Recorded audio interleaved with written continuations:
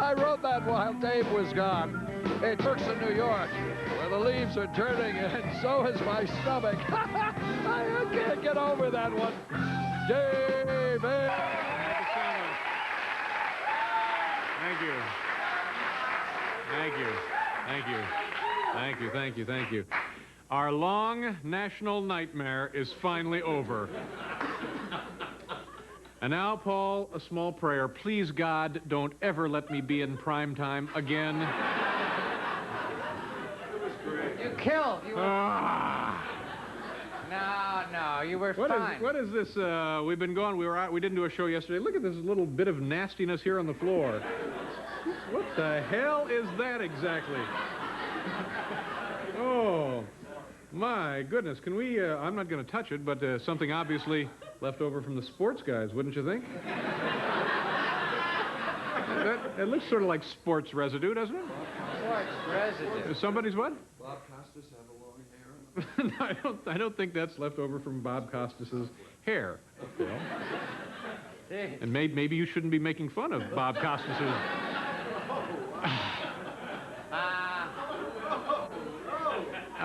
Ladies and gentlemen, what the hell were we talking about?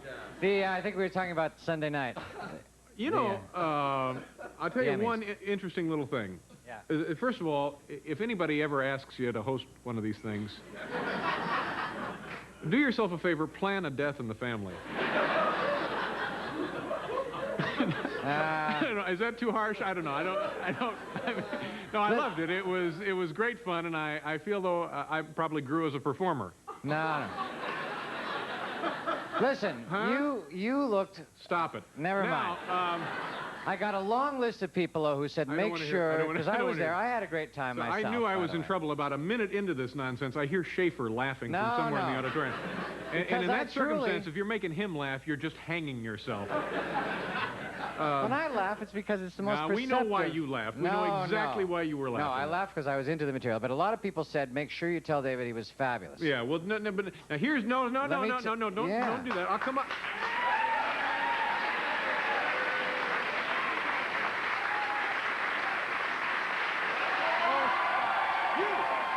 You get out of here, guys. Just get out.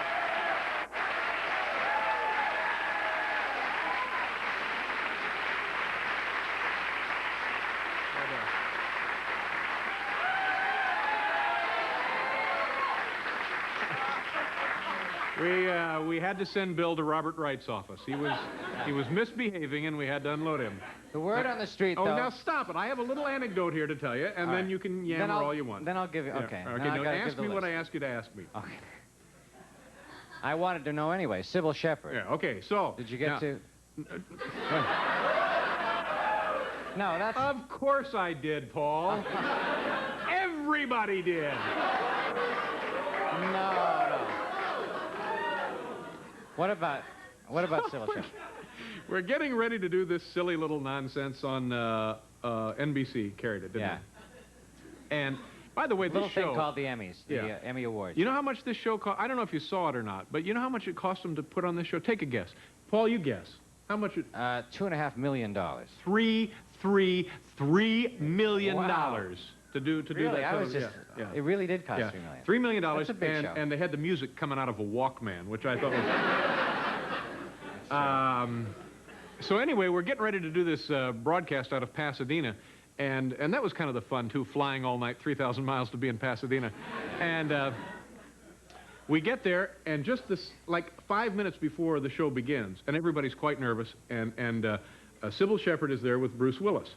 Yeah. Bruce Willis, they're very nice people. Out of a flask, he's drinking tequila. So I think he thought he had won something because he. and I hope I can phrase this delicately, but just like 30 seconds before I'm supposed to go out there and whatever happens, Sybil Shepherd is walking around clutching part of her anatomy, asking various people if they wouldn't mind feeling it for her. And she asked, she turns to me and she says, "Would you mind feeling this for me?" Now, I'm surrounded by a group of strange people, and I look at everybody and I said, I'm stupid if I pass this up, aren't I? And everybody said, yes, you are. And so for me, I then got to do this. Yeah. And that was the highlight for me. Well, what? Can you just zero in on what? Well, no, I don't think that I mean, it sounds a little coarse now, don't you think? Yeah, but it probably to us, those of us who are making up our own stories, probably a lot coarser than maybe it really was. Well, no, it was all kind of good, clean fun. Good, clean fun. Yeah, like being at camp, that kind of fun.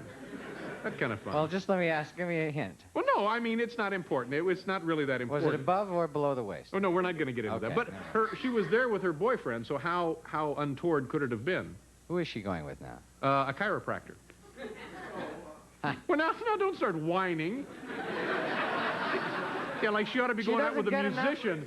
Yeah. She doesn't get enough, out of this guy, a chiropractor? Maybe we just better go on. Anatomy work? Maybe we just better go on. Let me tell you. Work? Huh? She doesn't get enough deep tissue work out of this?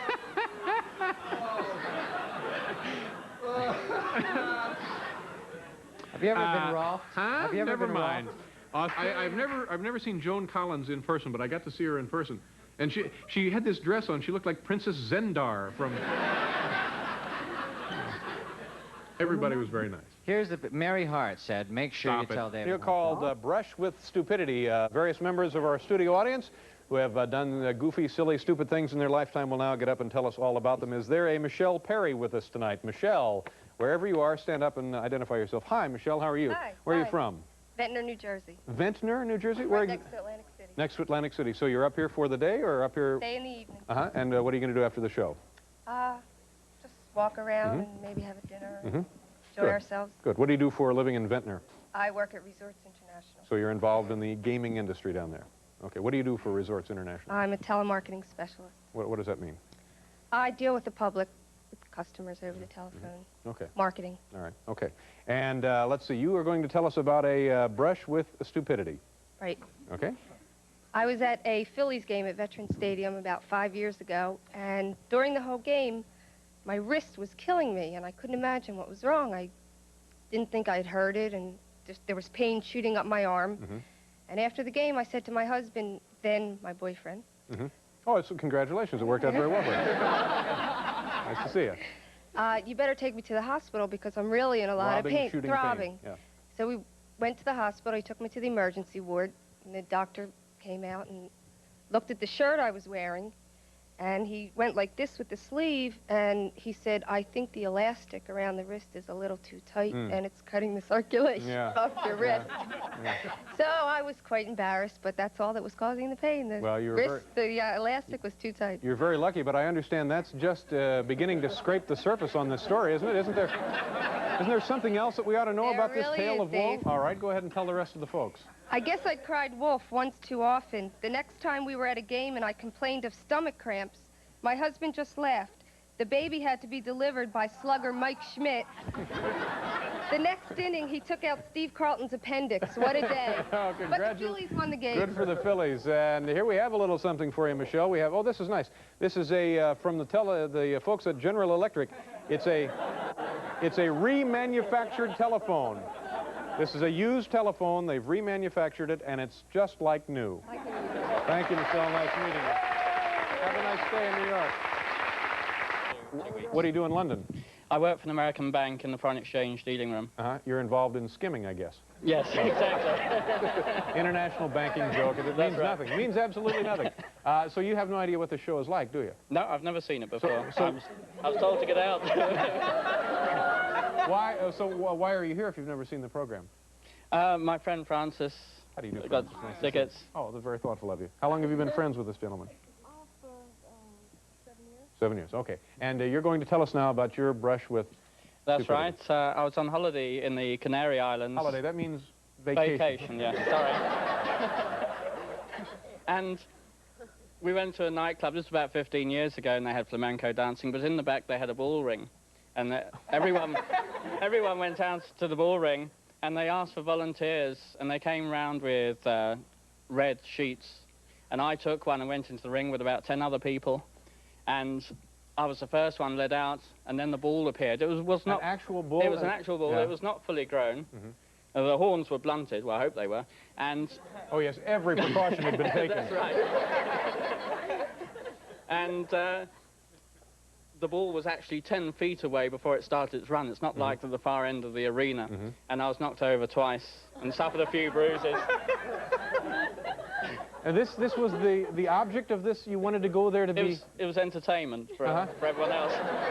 Of the highest degree, I would think. This is... And I was shaking so much afterwards, it was incredible. And So then then what happened? That's that we know that now, but isn't there more to this story, Peter? Yes, that's correct. You would think I would have learned my lesson. Oh, maybe not. But the next day I returned to the nightclub and again entered the arena. Armed with the net and trident, I faced an even deadlier foe, Ernest Borgnine. Fine. That's, I think we've heard enough, Peter. Here we have for you, Peter, it's the Space Maker Kitchen Companion Radio from General Electric. Congratulations. Enjoy your stay. Nice to see you. Welcome back to the program. I didn't mean to imply that Joan Collins was odd-looking herself. It's just this outfit she had on was a little strange, that's all. Ah. Like fenders and lightning bolts and stuff. But she's quite a handsome woman. She looks lovely, great, really. Lovely gal. Yeah, for someone in her 70s, she really is. But it was odd. Did you see her there, Paul? Yeah, I did. Yeah, did you speak to her? Striking. No, I didn't. Yeah. Spoke to Hank Mancini, though. Yeah? He Was he said, nice? tell him he was fabulous on the most show. of the stuff. But they pretty much seem to be nice folks. And okay, here we go. You know, Nipsey Russell. Nipsey Russell was there? Said on the plane back, he said, make sure you tell David what a great job. Was that a charter? You and Nipsey had a charter coming back? Also on the flight, you know, Keisha from the Cosby Kids, Yeah. her dad said, make sure you tell David. You know, it's interesting. Bill Cosby was not on the Emmy broadcast because he doesn't believe in competition among actors. However, he was on 80% of all commercials shown that night. So. You know, we recently learned that you're doing it again, that laugh. That's what I heard the other night. That's the real, yeah, that's legitimate laugh when I really think is. something's funny. We recently learned that two NBC affiliates will be celebrating their anniversaries with this television network, WETM Television in Elmira, New York, and KTAL TV in Shreveport, Louisiana. Naturally, this news excited us tremendously, so much so that we've prepared this special tribute to our friends upstate New York and down in Louisiana. Tonight, Late Night pays special tribute to the thriving city of Elmira and Shreveport. the unmistakable skyline of Elmira and Shreveport. boasts skyscrapers visible 20 miles in any direction. Owing its temperate climate to the balmy breezes off Lake Seneca and the Gulf of Mexico. This urban hub is celebrated for both its scenic vistas and mighty factories supplying Fire engines and cotton. to a grateful nation. And serving the community's broadcast needs is station WETM and KTAL which TV. today celebrates 30 years and 25 years as NBC affiliates, respectively. nice work, folks, and congratulations on a job well done.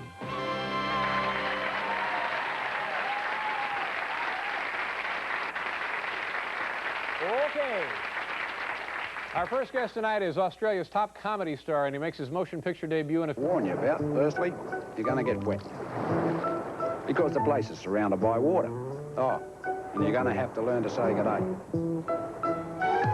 Because every day's a good day in Australia. G'day, Paul. G'day, love. Come on. Come and say good day.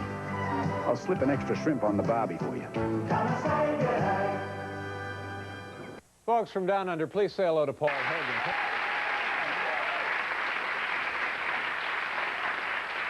Nice to see you. I think most people in this country have seen those ads, and I've certainly enjoyed them. What was the origin for those things? I guess you're probably tired of telling us about that, but people just didn't know about your country, right? You thought? Yeah, I made them up. No, the only ads we had on for my country as a tourist destination in the US were talking koalas. Mm-hmm. And nobody wants to get on a plane with a koala flying it. No, that... that seems dangerous somehow. It's a long way to go just to see a zoo, so I figured that people go to you know, if I go round to your house because I like your company, not your furniture. All right. So I did these ads which invite you to come down there. And they're coming down there in their millions. It's really worked, hasn't it? Oh, yeah. Yeah, now, right now, for example, we're just beginning our fall here. Today's the first day of autumn, and I guess in Australia it's your first day of spring. Yeah, Yeah, it's beautiful. Spring is nice there. Now, do people actually use those terms that you use in the commercials? If I were to go to Sydney tomorrow, would people be talking that way? Well, I'd be saying g'day. Yeah. Yeah. We speak English down there. Yeah. Better than New Yorkers do sometimes. But there's not that many differences in the language. What was the other one? Shrimp on a Barbie. Yeah, well, that's a prawn. Prawn? But you now, what is a prawn exactly? A prawn's a big shrimp. You call them shrimps, but, you know, we have them that big. So it seems wrong to call them a shrimp. Yeah, it does, doesn't it? So you call them a prawn. Yeah. And the weather and the women, I understand, they say in Sydney and Melbourne are some of the most beautiful women in the world. Well, you see that little girl on the on that commercial. Yeah. She's about a 3 in Australia. Oh no. Now, before you get into performing, excuse me, you were painting a bridge, right? You were a high iron worker, whatever they call. Yeah. Where was that? High steel construction. I was working on the Sydney Harbour Bridge. Mm-hmm. And then how did you get into? I guess television was where you went, right? That was my proper job. It's a long story. But that's interesting. Good, because I'm really tired. Oh, good. You take all the time you want, Paul. You sit there for a minute and I'll tell you. We had a television show. It's called New Faces, which was a show in which amateur talent got up and did their stuff. And a little panel of professional entertainers persecuted them. They were judges? Yes, Yeah. and they sat up there and said, you know, sorry about the cellulite, dear, and things like that. Oh, they would actually make fun of them? Oh, yeah. Yeah. They sort of tore them to pieces. It was like feeding the Christians to the lions every Sunday night. A very popular show? Very popular. Yeah. We're sick. And I just was watching it, and I wasn't in show business or anything, but I thought it was time that one of the Christians fought back. So I wrote them a letter saying I was a tap-dancing knife thrower. Knowing they'd think I was an idiot, and they said, oh, we can get this fool on and we can really humiliate him and have a picnic. So they got me on in like 2 weeks. Did they audition you at all? I refused to audition. And they thought, oh, he's a real idiot. You know, we're going to have a great time with him. And I got on, and to tap dance, I just tapped my foot and threw the knives away. And that was the tap dance and knife throw. And then I just adjudicated on these professionals. I just tore them to pieces. What kind of things did you say about them? Well, it's the kind of things they said to the amateurs. Yeah. You know, picking out the bad-fitting rug and the tremolo in their voices and what was wrong with their performance. But just the same stuff they did to everyone else. It wasn't funny. It was funny? No, it was vicious. Vicious. But did the studio audience react positively to that? Did they love it? The whole country reacted positively. Oh, that's great. I didn't win the telequest. Yeah. So the next day now, you're all of a sudden people know you all over the country? Not quite that quick. The producer wanted me to come back, and I thought... Oh, they wanted you to come back? Yeah. Yeah. I thought, I've done a tap dance and knife thrower, so I'll go back as a shovel player. And a shovel player just bangs 2 shovels together. Yeah. You know, so the band would play, you know, da-da-da-da-da-da, and I'd go bang, throw them away, and tear it again. Yeah, and then you go back and do just more comedy. Yeah, then I went back as a thunderbox player. Thunderbox. What is a thunderbox? Thunderbox is a big timber tea chest, and you can only play it once. It's a big, I'm sorry, a big timber... It's like a tea chest. A tea chest. That's why they put tea in. Yeah. It's a big plywood box thing. Oh, like a packing crate. Yeah, and a packing crate, exactly. And to play it, you sort of had to run across the stage and drive your head into it. Sort of, you can only play it once. Sure. One note. Yeah. And then you're unconscious, the paramedics come, and the party's over. Oh, no, I got a head like steel. Hang on a second here, Paul. We'll do a commercial, right? Enormous, sir. It's about the same size as USA. And the population of the United States is 230, 240 million. The population of Australia is what? 16. About 16 million. Yeah, that's 16 amazing. people. Yeah.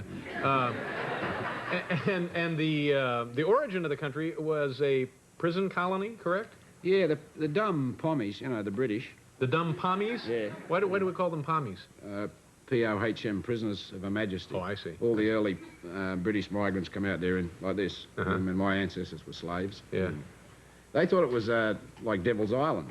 And they said, we found this little island down south. And they sent all their convicts and all their rabble-rousers and all their rebels down there. And they, you know, they didn't know it was a mighty big continent. All the criminals and the shifties and the rebels that escaped came to America. And all the ones that got caught went to Australia. Yeah. So I guess you're a bit sharper than we are. And you have entertained for the Queen of England? Yeah, she's all right. I've forgiven her. She came to Australia, or you went to London? I've done both. Uh-huh. And then what did you do for her? I played the garbophone for her, which was an instrument that I invented, which was like a trash can that you could get a tune out of. She must have been very proud. But I did. There's sort of all those committees that follow royalty around were sort of a bit upset. They said I'd insulted her because I had a door prize at the Opera House, and the door prize was dinner at my place. And, you know, I sort of invited her and her husband to come to my place. I told her what bus to catch and how to handle the dogs when she got there and everything. And she didn't come. Didn't show up? No. Yeah. That's too bad. She's a good bird. I like her. Yeah. So you never heard if she herself was personally insulted? Oh, no, she was delighted. Yeah. She sent me a little note apologising for not coming. I think it's a problem with buses and things like that. Yeah. What? Now, your film, tell us what this is about. Crocodile Dundee, that's you, I'm guessing? Yeah. Yeah. And what do you do there? Oh, it's a magic picture. I made my first visit here to New York about 2.5 years ago. And I went home to the Northern Territory, it sort of hit me that New York City and the Northern Territory, Australia, are the two extremes of the Western world. Far apart as you can get in every way. I got some mates up there that shoot crocodiles and dynamite fish and do stuff like that. They dynamite fish? Yeah. That's how you go fishing, you know. Real sportsmen. And they won't go into Darwin because they say they can't stand the big city. And Darwin's got a population of about 50,000. Yeah. And I thought, I've got to get one of these guys to New York City. So I sat down and wrote this movie, which is about the two cultures, New York and... It's doing well for you in Australia? Oh, it's ridiculous. It's the biggest grossing film ever shown down there. Past E.T. in about 12 weeks. Oh, no kidding? I'm not kidding. Well, that's very impressive.